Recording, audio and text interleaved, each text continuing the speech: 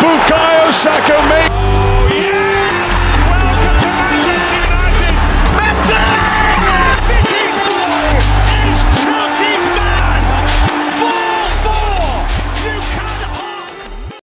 Oltiin nagaa kabajamtoota dhaggeeffattoota keenya oduuwwan ispoortii kamisa guyyaaf jenne amma isin biraan ga'uu jalqabna kunooti. Premier League England xumuramuuf tapha torbee tokko hafeen morkiin shaampiyoonummaa haga guyyaa xumuraatti itti fufeera. Torbee xumuraan dilbata dhufu Arsenal, Everton, Manchester City, West Ham United waliin taphachuun shaampiyoonii liigicha adda baha. Torbee xumuraa kanaan kilaba shaampiyoonii ta'uu haala itti adda bahu irratti Shifarraa Jaamboo gabaasa itti aanu qindeesseera.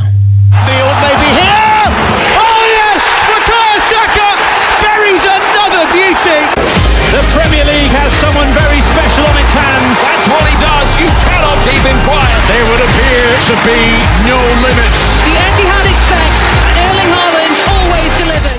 Liigota gurguddoo Awurooppaa shanan keessaa hanga ammaatti kilaba shaampiyoonii ta'e adda baasuun kan hin danda'amne Premier League'n England dilbata dhufu garuu cidha guddaa addunyaan hawwiin eegdu hireen shaampiyoonummaa kan eenyu akka ta'e murteessuuf daqiiqaa 90 qofatu hafe.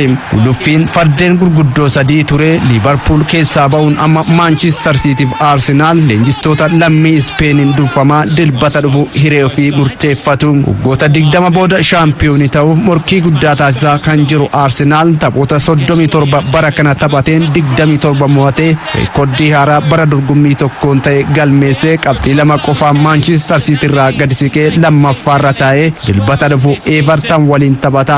Gareen Pep Guardiola leenjuu Manchester City'n tapha qixxeessituu Tottenham mo'atee seenaa liigichaatiin waggoota 4 walitti aansee shaampiyoonii ta'uuf kilaba London West Ham United irraa morkiin eeggatu guddaadha. Kilaboonni lamaan guyyaa xumuraa kana shaampiyoonii ta'uu maal barbaadu kan jedhu Sky Sport xiinxalaan qaacesseera. Akka xiinxala kanaatti Arsenal guyyaa xumuraan Everton injifachuun Manchester City'n ammoo West Ham mo'amuu yookaan ammoo qixa ba'uun dirqama jedha.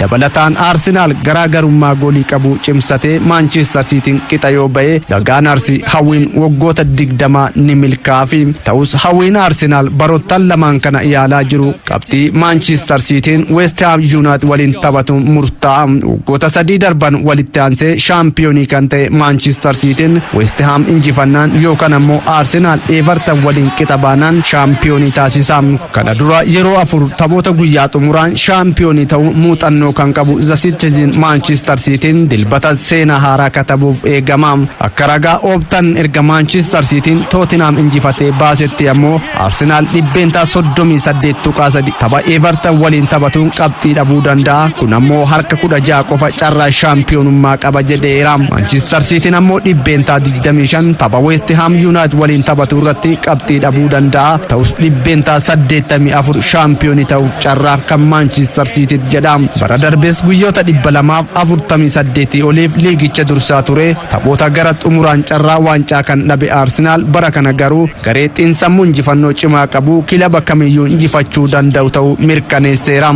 Tapha dhaqaa galaanis Manchester City waliin bara kana taphate tokko injifatee tokkoon qixa ba'uun reekoordii qaba. Kun ammoo kilaboonni lamaan qabxiif gooliin osoo wal qixxaataniis Arsenal tapha waliin taphataniin shaampiyoonii ta'uu danda'a. Pep Guardiolaan taphattoota isaaniin dhiibbaa keessaa ba'a. Seenaa kana dura Sergio Kun Agueroon Queen's Park Rangers irratti hojjetee fi kan bara 2021-22 Aston Villa irratti hojjenne dabaluuf qophaa'a jechuun taphattoota isaatti himeera.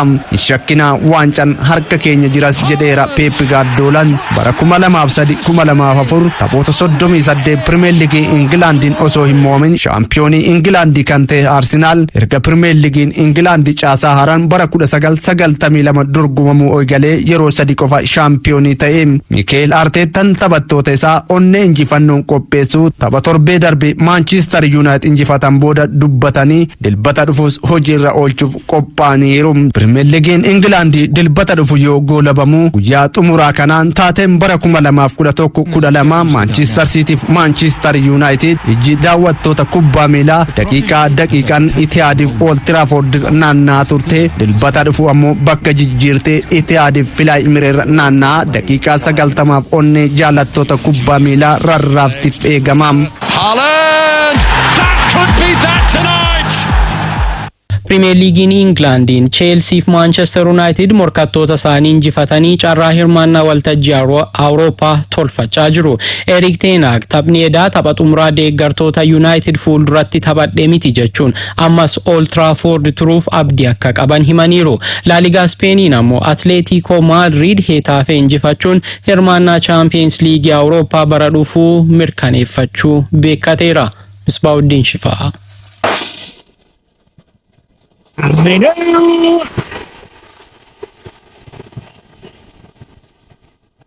Hirmaannaa waltajjii Awurooppaa bara dhufu argachuuf Manchester United fi Chelsea taphoota hafaniin morkii cimsatan. Tapha qixeessituu torbee 34ffaan Chelsean goolii 2-1 Brighton, Manchester United 3-2 Newcastle injifatan. Manchester United taphoota ligichaa 3 booda gara injifannootti deebi'e. Kilabichi Crystal Palace fi Arsenalin mo'ameen booda kaleessa goolii 3-2 Newcastle injifachuun gara injifannootti deebi'eera. Tapha xumuraa bara dorgommichaa Old Trafforditti Newcastle kan simate Manchester United goolii Kobe Mainoo, Ahmed Diallo fi Rasmus Højlund galchanii mo'ate. Rasmus Højlund bara dorgommichaan goolii 15ffaa yoo galchu taphoota 10 booda goolii jalqabaa galche.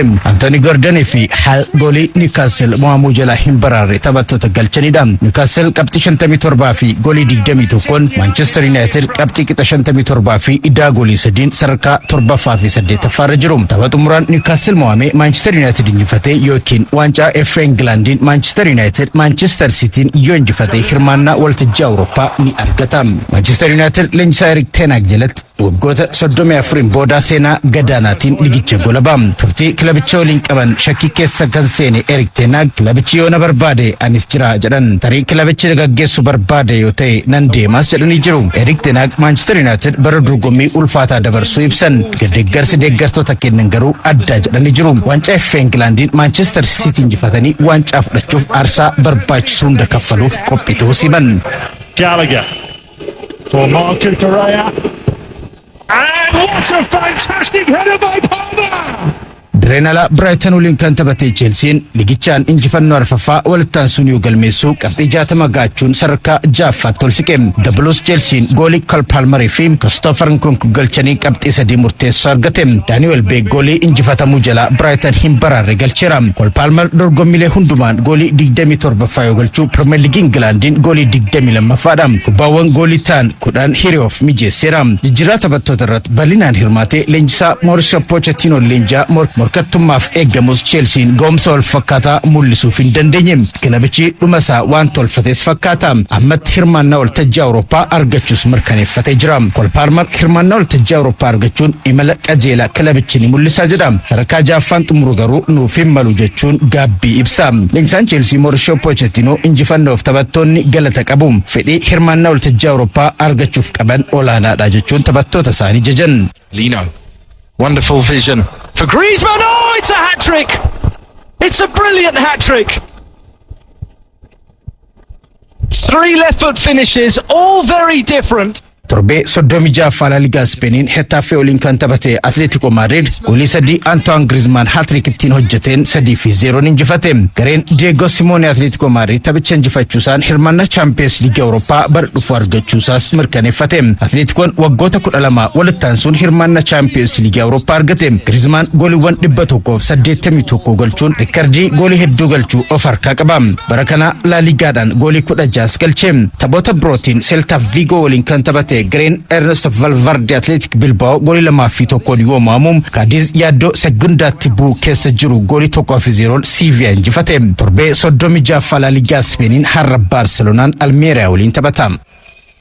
Really passionately. Leenjisaan Arsenal Mikel Arteta badhaasa kabajaa olaanaa Spain badhaafame. Artetaan badhaasa kabajaa guddaa mootii Spainii fi ministeerri dhimma alaa biyyattii irraa kennamuudha fudhate. Badhaasni seena qabeessi kun bara 1815 kan eegale yoo ta'u moggaasa The Royal Order of Isabella the Catholic jedhamuun beekama. Badhaasichi dhaabbilee fi namoota hojii addaa fakkeenyummaa qabu raawwatan kanneen walitti dhufeenya biyya ambaa waliin jiru hojii jabeessan raawwataniif laatama. Arteetaan badhaasicha embaasii Spain London jirutti kaleessa fudhateera. Kabaja guddaa biyyi isaa fi mootiin biyyattii laataniif kanatti gammaduu fi kabaja itti horaniif galata guddaa akka galchu Arteetaan himeera. Inglaanditti ambaasaaddarri Spain kan ta'an Jose Marco yaada laataniin Arteetaan kubbaa miilaa afaan biyyoota addunyaa hundaa ta'een Ispeeniif Inglaand keessatti hojii boonsaa waan hojjeteef